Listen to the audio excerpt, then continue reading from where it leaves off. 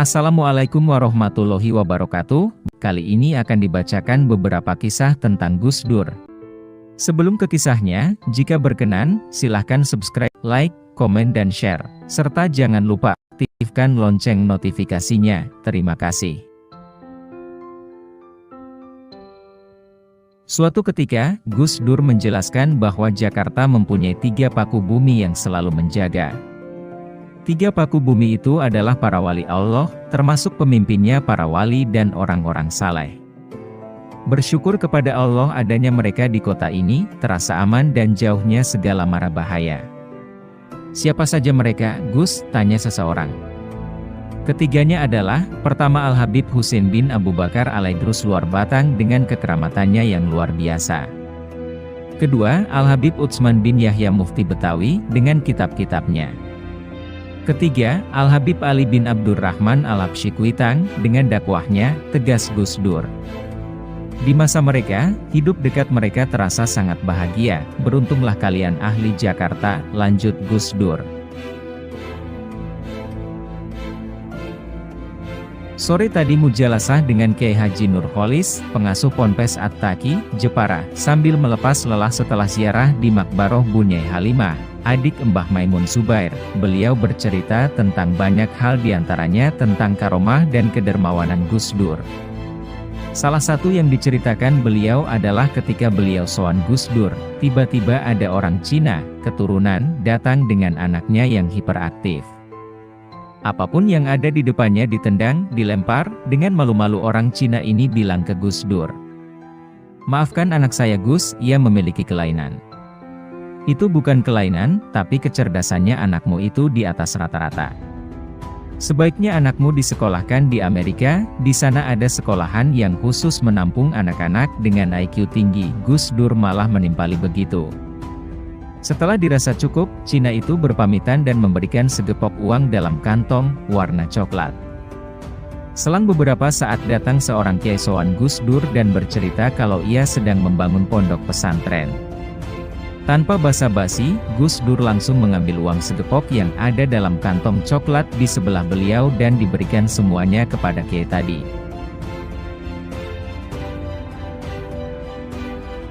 Suatu ketika Kiai Haji Abdurrahman Wahid, Gus Dur, diajak oleh Profesor Dr. Said Aqil Al-Munawar ke makam kakeknya di Palembang. Sampai di komplek makam, sengaja Said Aqil Al-Munawar tidak menunjukkan makam kakeknya kepada Gus Dur. Beliau kepingin ngetes, apakah benar Gus Dur itu wali apa bukan. Tanpa tanya sana-sini, Gus Dur langsung nyelonong menuju ke makam kakek Said Aqil Al-Munawar, padahal Gus Dur belum pernah ke situ dan matanya tidak bisa melihat. Loh Gus, Anda kok tahu makam kakek saya? Tanya Said Aqil Al-Munawar heran. Tahulah, tadi kakekmu, jidmu, telah menyambutku dan bilang, itu makamku Gus.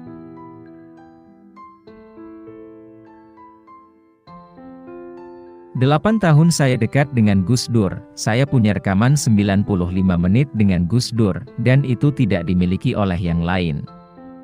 Saat itu tiba-tiba Gus Dur minta dibawakan tim media saya. Gus Dur hanya memakai celana pendek sambil tiduran di ruang tamu minta direkam. Pas sudah siap, kata saya. Ya sudah, jawab Gus Dur. Mohon Bapak pakai sarung, protesku karena tak pantaslah Gus Dur sebagai narasumber hanya memakai celana pendek. Kata Gus Dur, loh, kan sumber utamanya Anda yang harus rapi, saya hanya mendampingi. Akhirnya saya minta Mas Munif, menantunya Mbah Abdul Jalil Mustaqim, untuk mengambilkan sarung. Lalu sarung itu diberikan ke Gus Dur dan hanya ditutupkan di atas celana. 90 menit tiba-tiba Gus Dur cerita soal kuliah dan belajar beliau. Gus Dur hafal Al-Quran beserta tafsirnya. Gus Dur itu sosok pendendam yang baik. Dulu pernah saya di pesawat bersama Gus Dur, saya izin, mohon maaf, Nurholis Majid mau ke rumah saya di Jatiwangi. Iya, dia mau jadi presiden. Tapi nggak mungkin, jawab Gus Dur. Tapi Cak Nur bilang Pak, kata saya. Apa sih yang salah dengan saya? Gus Dur itu baca 1 ayat 2 ayat, tapi terkenal dan diakui jadi wali. Tapi saya padahal sudah menyebutkan ayat, surat, Tafsir dan referensinya masih saja disalahpahami, kata Cak Nur yang saya tirukan. Gus Dur hanya diam, sama sekali tidak bertanya kepada saya. Hingga kemudian saat Gus Dur bertemu saya di kediaman Tuan Guru Turmudzi Lombok NTB, beliau tiba-tiba ceramah dengan membaca 10 ayat yang panjang-panjang sekaligus menyebutkan ayat serta suratnya. Juga tiba-tiba Gus Dur membaca kasidah-kasidah dan puisi-puisi lama, berbahasa Arab, yang sangat panjang, beserta keterangannya lengkap. Waktu itu saya tidak tahu ada apa dengan Gus Dur yang tiba-tiba seperti itu. Pas waktu pulang, saat di pesawat Gus Dur tiba-tiba memegang tangan saya dan berkata, "Anda dengerin ceramah saya di Lombok?" "Dengar Pak," jawabku. "Catat, saya lebih hebat dari Cak Nur," terang Gus Dur.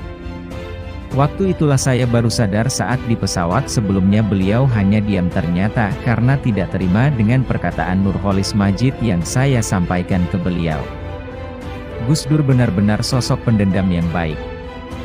Habib Munzir Al-Musawa. Kebenaran ucapan Gus Dur tentang usia Habib Munzir Al-Musawa. Saya belajar dari Gus Dur juga bahwa jadi manusia itu sangat berat. Saya teringat dan waktu itu saya baru sadar, ternyata sholatnya Gus Dur itu setelah wudhu kemudian duduk menghadap kiblat. Beliau juga melanggengkan wirid Ratibul Haddad menjelang akhir hayatnya. Saya juga teringat saat Gus Dur dicium tangannya oleh Habib Munzir bin Fuad Al-Musawa. Waktu itu saya dan Gus Dur sedang di bandara, tiba-tiba Habib Munzir Al-Musawa yang hendak dakwah ke Papua menghampiri dan menciumi tangan Gus Dur seraya bersimpuh di hadapan Gus Dur. Lalu saya tanya, "Ada apa Bib?" "Kalau wali ya Gus Dur Kang Maman," jawab Habib Munzir. Tiba-tiba Gus Dur bertanya kepada saya, "Itu siapa?"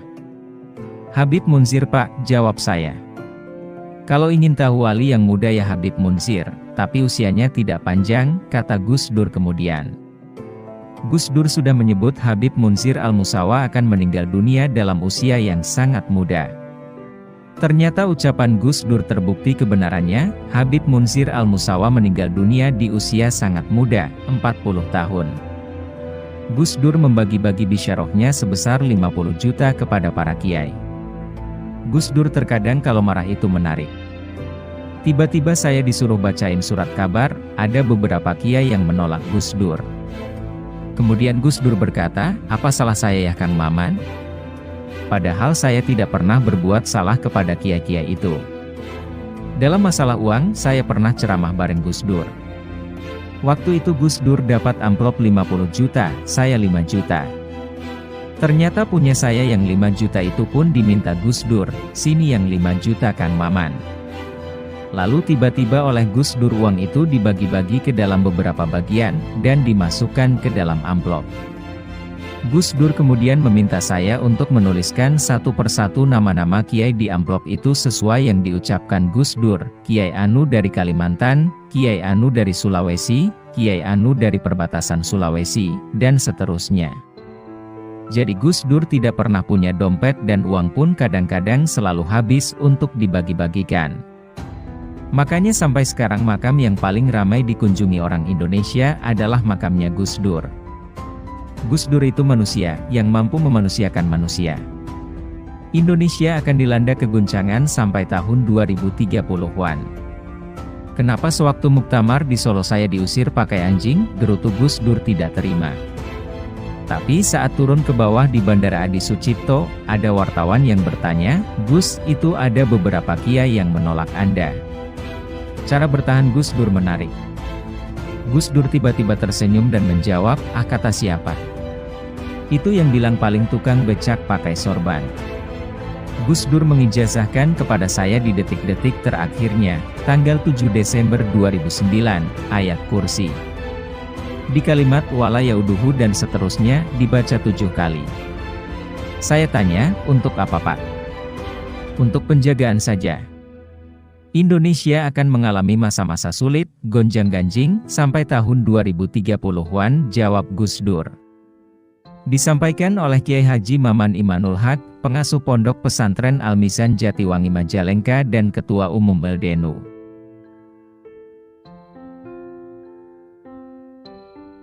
Kisah kecerdasan Gus Dur sudah masyhur sejak masa mudanya. Kecerdasan Gus Dur seringkali dipahami tidak lazim, sehingga membuat banyak orang penasaran. Termasuk para wartawan yang tetap ingin membuktikan dengan mata kepala sendiri tentang sosok Gus Dur. Kalau belum menyaksikan langsung, mereka masih belum yakin dengan berita langit yang seolah membesar-besarkan seorang Gus Dur. Terkait penasaran para wartawan ini, almarhum Arswendo Atmowiloto, seorang budayawan yang dikenal sangat dekat dengan Gus Dur, mengisahkan cerita yang unik. Saat itu, Gus Dur banyak diperbincangkan di kalangan wartawan majalah Zaman.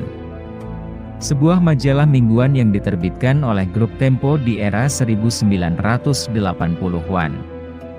Ketika itu Tempo sedang berada di masa keemasannya. Dan kebetulan Ibu Sinta Nuriyah menjadi salah satu anggota redaktur majalah itu. Karena pekerjaan istrinya itu, maka Gus Dur mempunyai satu kesibukan baru, yaitu mengantar kerja istrinya di pagi hari dan menjemputnya ketika pulang kerja di sore harinya.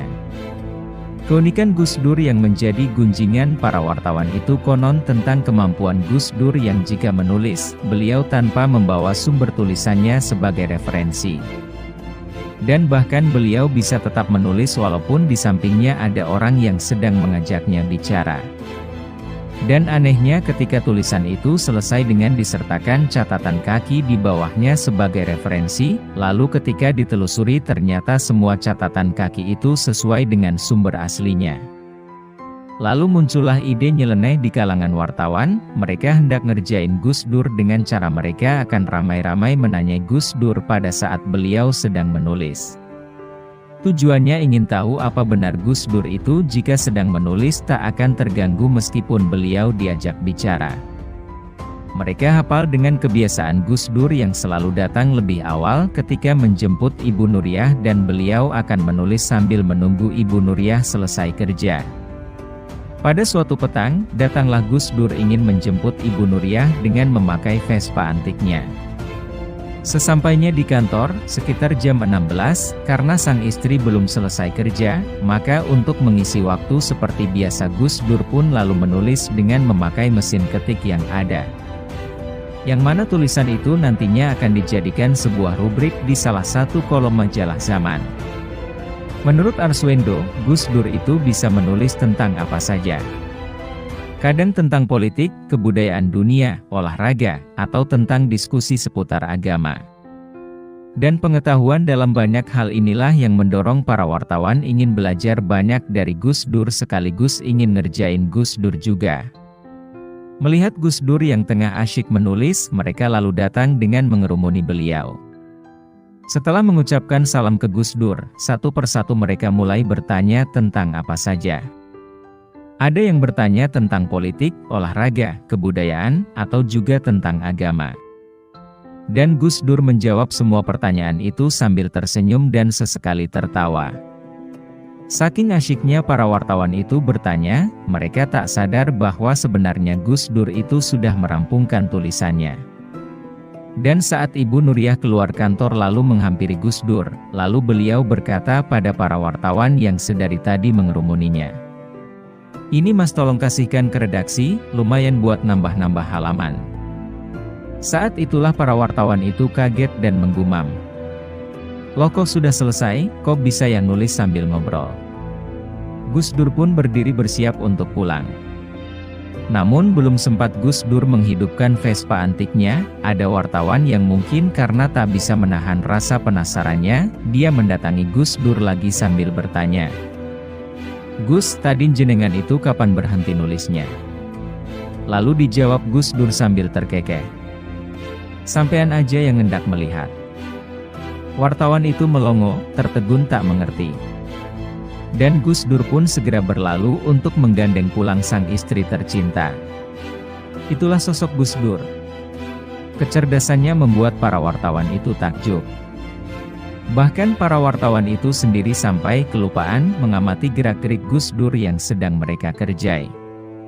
Tapi yaitu, Gus Dur tetaplah seorang Gus Dur. Seserius apapun itu, akhirnya tetap menjadi humor yang menyegarkan orang-orang di sekitarnya. Memang Gus Dur itu sosok yang selalu membuat orang lain bahagia.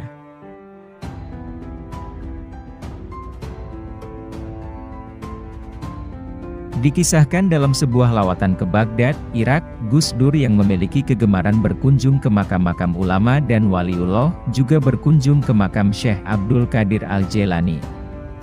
Dalam keadaan antara sadar dan tertidur, Gus Dur didatangi Syekh Abdul Qadir Al-Jailani dan Tuan Syekh mentalkin atau membayat Gus Dur. Dalam tarekat, talqin bukan sekedar pembelajaran zikir, tetapi juga merupakan pengakuan seseorang sebagai murid tarekat dari tarekat yang dianut pentalqin. Dengan demikian, pada talqin zikir yang dilakukan oleh Syekh Abdul Qadir Al-Jailani, Gus Dur telah resmi menjadi pengikut tarekatnya. Setelah kembali ke Indonesia, Gus Dur berkesempatan untuk silaturahim ke Syekh Shohibul Wafa Tajul Arifin yang akrab dipanggil Abah Anom, mursid tarekat Qadiriyah Naqsyabandiyah Suryalaya, Tasikmalaya.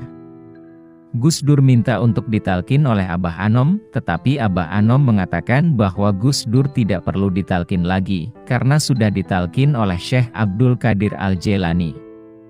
Cerita ini populer di kalangan murid tarekat Qadiriyah Naqsyabandiyah Suryalaya, baik yang langsung menyaksikan peristiwa ini ataupun tidak.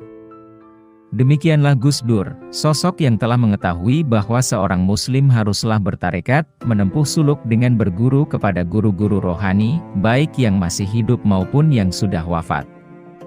Terlebih bagi seseorang yang mempunyai posisi penting dan diamanahkan untuk memimpin umat dan bangsa ini seperti dirinya. Gus Dur sudah sampai pada makam atau derajat yang membuktikan bahwa orang-orang soleh, para syuhada, para kekasih Allah, mereka tidak mati, yang mati hanya jasadnya, tetapi ruhnya tetap hidup. Hanya kepada orang-orang yang memiliki akhlak dan kecintaan kepada para kekasih Allah inilah, mereka dapat saling berkomunikasi dan memberikan ilmu, bimbingan dan nasihat. Maka inilah yang harusnya ditiru oleh umat Islam, khususnya para pemimpinnya.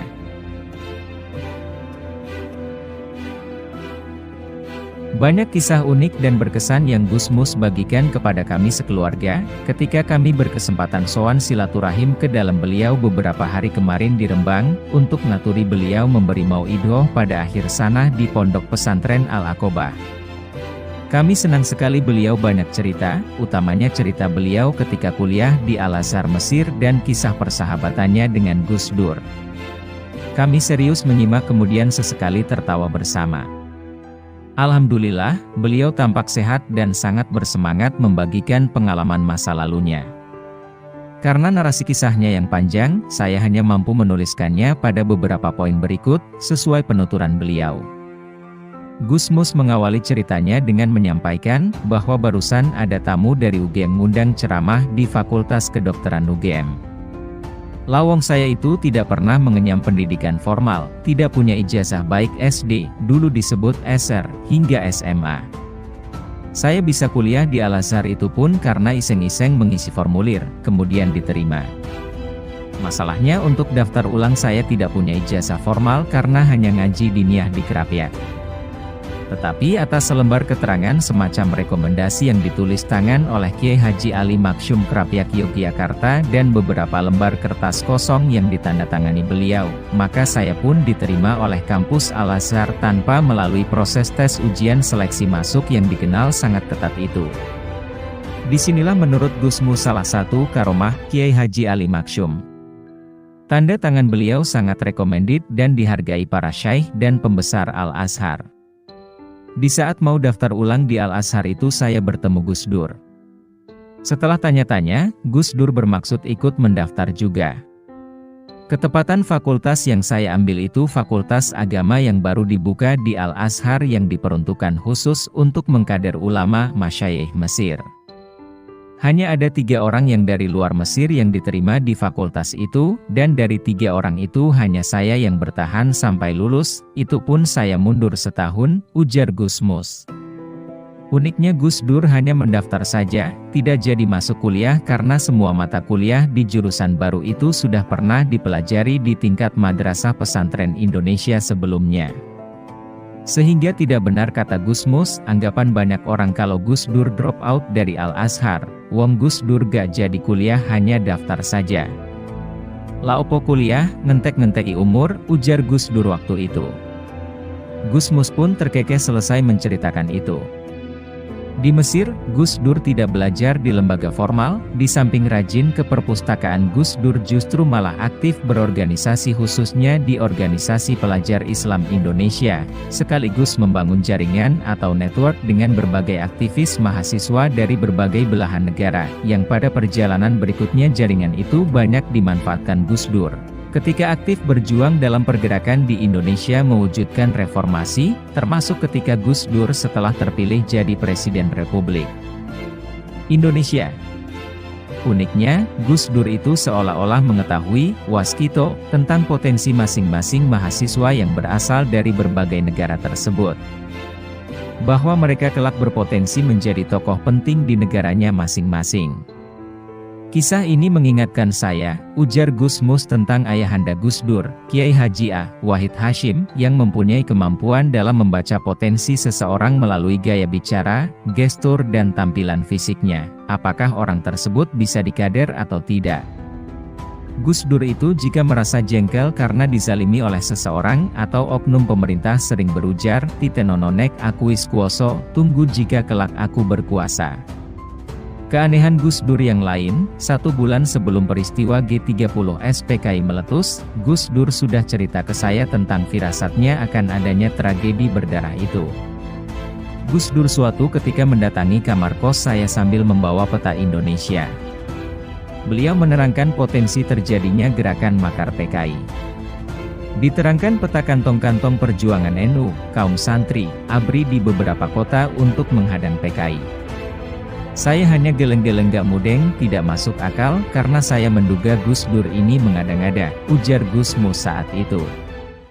Dan sejarah membenarkan adanya tragedi pemberontakan PKI itu. Setelah dari Mesir, Gus Dur pindah ke Irak, di sini kuliah beneran.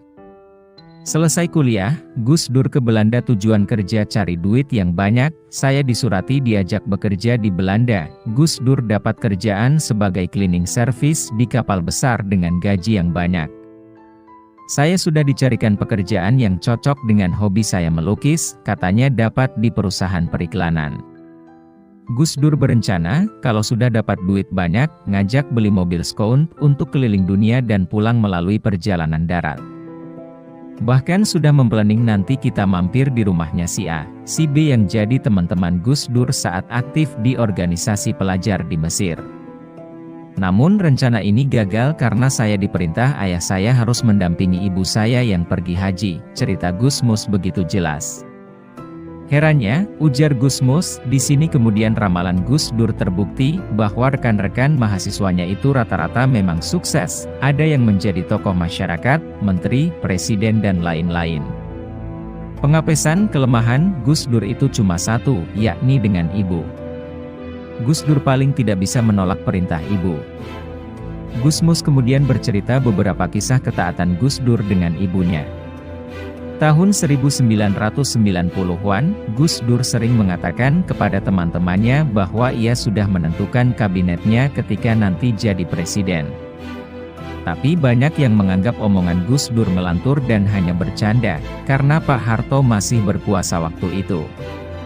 Ketika Gus Dur benar-benar menjadi presiden, saya mulai mengambil jarak, karena godaan orang-orang yang berkepentingan dengan kekuasaan itu, biasanya masuknya melalui sahabat-sahabat dekatnya.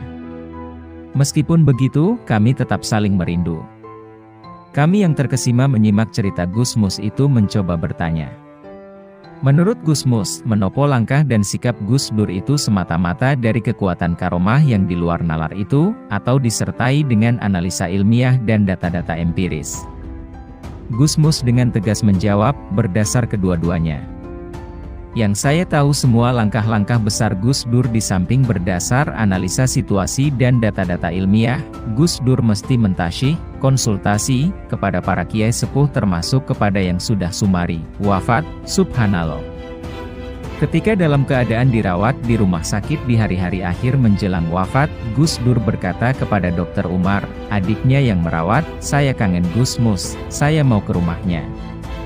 Tentu Dr. Umar spontan mencegah Gus Dur untuk bepergian karena memang kondisinya yang lemah.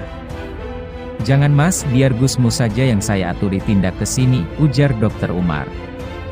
Gus Dur pun marah, "Loh saya ini yang kangen Gusmus, yang kangen yang harusnya mendatangi yang dikangeni, bukan sebaliknya," seru Gus Dur. Dr. Umar, Mbak Sinta, Bu Sinta istri Gus Dur, beserta putri-putrinya mau tak mau menuruti kemauan Gus Dur untuk bertandang ke Rembang. Di Rembang, kami mengobrol lama sampai larut malam, jika tidak diingatkan Mbak Sinta, mungkin ngobrolnya bisa lebih lama lagi, ujar Gusmus. Gus Dur pun pamit dan berujar, bahwa beliau harus ke Tebu Ireng karena dipanggil oleh Mbah Hashim Asy'ari. Ya Allah, tidak berselang lama, Gus Dur wafat, Allahumma yarham. Itulah pertemuan terakhir kami. Sebelum mengakhiri ceritanya, kami nekat bertanya, kinten-kinten Gus, sinten putra wayah Gus Dur yang mewarisi secara lengkap kehebatan beliau. Dengan ketawa, Gusmus menjawab, tanda-tanda itu ada di cucu laki-lakinya Gus Dur, yang mas kecil tapi omongani wis medeni. Itu mantu saya Ulil yang cerita, subhanallah alhamdulillah ya Allah. Cerita Gusmus tentang Gus Dur adalah mutiara dan teladan yang luar biasa bagi kami. Apalagi ketika pamit pulang kami sekeluarga dikasih banyak kenang-kenangan, ada sarung, baju koko, batik, sorban, dan tentu ada buku-buku beliau, bahagia sekali rasanya dapat berkah sembarangi, alhamdulillah. Semoga beliau selalu diberi kesehatan dan umur panjang untuk membimbing kita semua. Allah memberi maunahnya kepada kita untuk bisa meneladani dan mengikuti jejak perjuangannya.